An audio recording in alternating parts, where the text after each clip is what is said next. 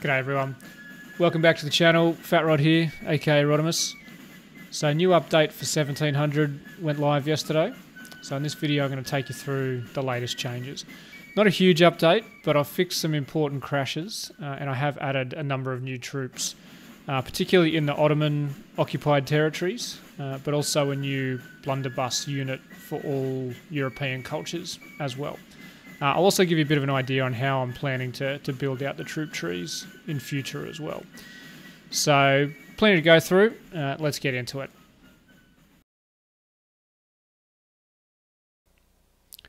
Okay, so first thing we'll cover off is changes to Sweden.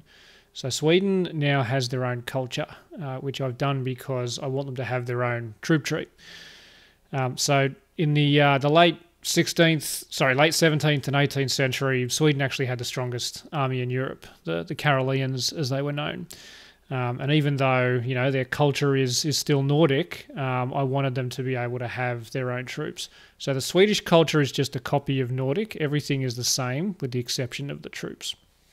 So what I've done is I've really given them the eastern half of the Scandinavian continent, if that's what it's called, where they can recruit Swedish troops, or anyone can recruit Swedish troops. And if we just take a look at the mini encyclopedia here, you'll see that their starting tier is tier 2, and their troops go 3, 4.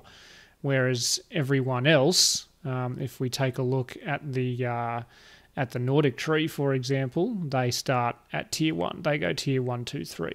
So the Swedes are the only units that have this this buff, if you want to call it that, and that's really to reflect their status as the strongest army in Europe at the time.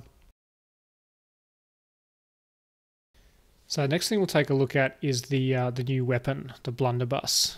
This thing is basically a shotgun. They're a short, wide-muzzled musket, I guess you could call it that still, flintlock or matchlock musket.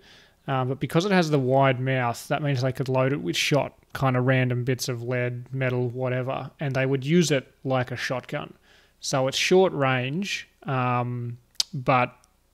short range, low accuracy, but it has an area of effect damage, AoE damage, and high damage as well.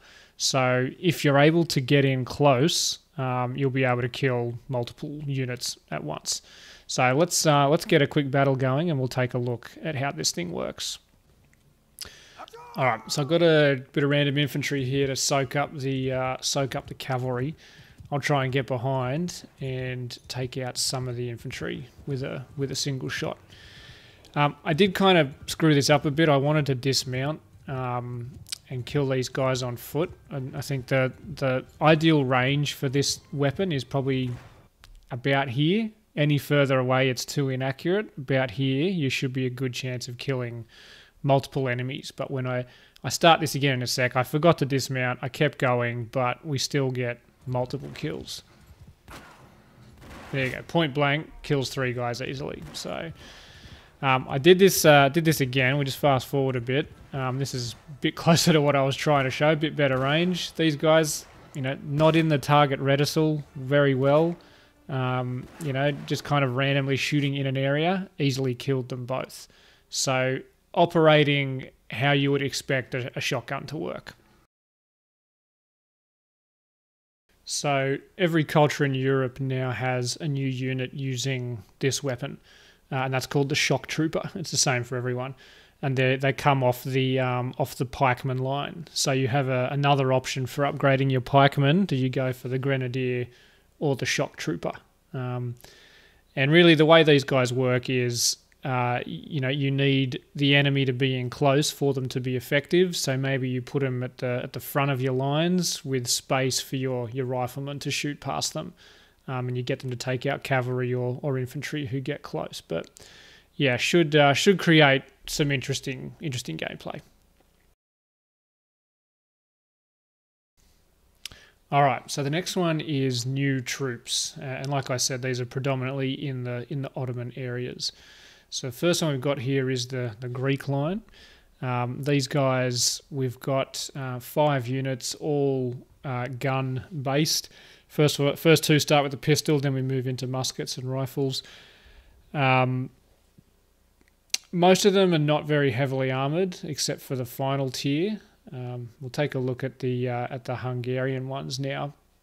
Not as large, but follows a similar kind of format. They're meant to be predominantly a lower tier of unit, but then the final upgrade does have significant armor and should survive pretty well. Their guns aren't as good, but their armor's good. So yeah, they'll at least provide a bit of diversity in what's available in the Ottoman areas. You know, I did not like the idea that you're recruiting Turks in Hungary, for example. It's not realistic. So I wanted to create some localized troops.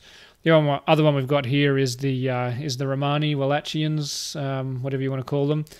Larger tree, but this one is mercenary only. Because I don't have any sort of Romani or Wallachian culture, these guys will be mercenaries recruitable in the Hungarian territories.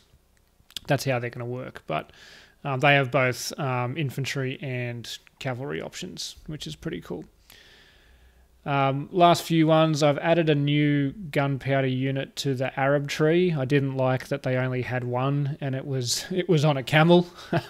So they now have a foot-based gunpowder infantry. This guy, the Bashi Bazouk. So that should provide a bit more strength for those Arab levy units.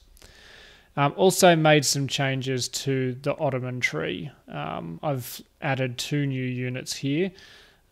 First is, actually no, 3 new units. So it starts off with the Pandur now, which I believe is meant to be like a police officer type unit. Then they have the option of going into the Sekban, pikeman, Abusgana line, or the stronger rifle line. So we've added in the Chorbaji and the Aga before the Askeri now. So 3 additional units, gives the Ottomans a bit of a buff and a bit more variation. And these guys, you'll notice, do not get access to the Blunderbuss because they have the Abusgana. So that'll create a bit of diversity when it's Europe versus the Ottomans. The next thing is where these troops can be recruited from. So what I've done is within settlements, you can recruit these new, within towns and town villages, you can recruit these new local culture units. So in Adrianople here, for example, I can hire the Greek units within the town. But if we go out to a castle, we'll go up to Preslav here in Bulgaria, what we'll have is the Ottoman troops recruitable from a castle village, with one major difference being that it's the non-elite line, it's the militia line. Yeah, so what we're getting here is the Pandur, and it's taking us down that militia line as opposed to the elite line. You can't recruit the cavalry from here. So just kind of, you know, like I said, creates a bit of diversity, a bit more realism about how and where units would be recruited. And I'll probably factor this into a few other territories as well over time. Okay, so last update is an increase to charge damage for all horses. What I'm trying to do is make cavalry charges a lot more devastating.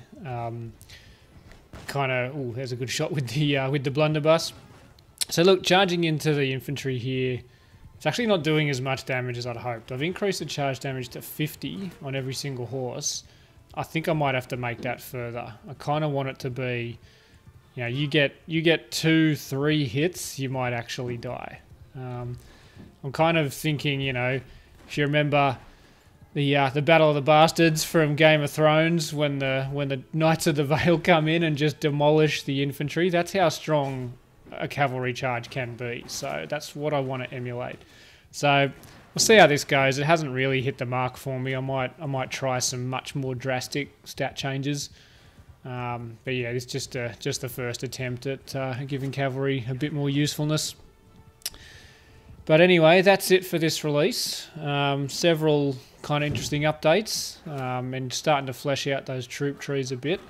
And that's something I want to replicate across the world. You know, larger, more mercenary trees and more realistic recruitment kind of around the place.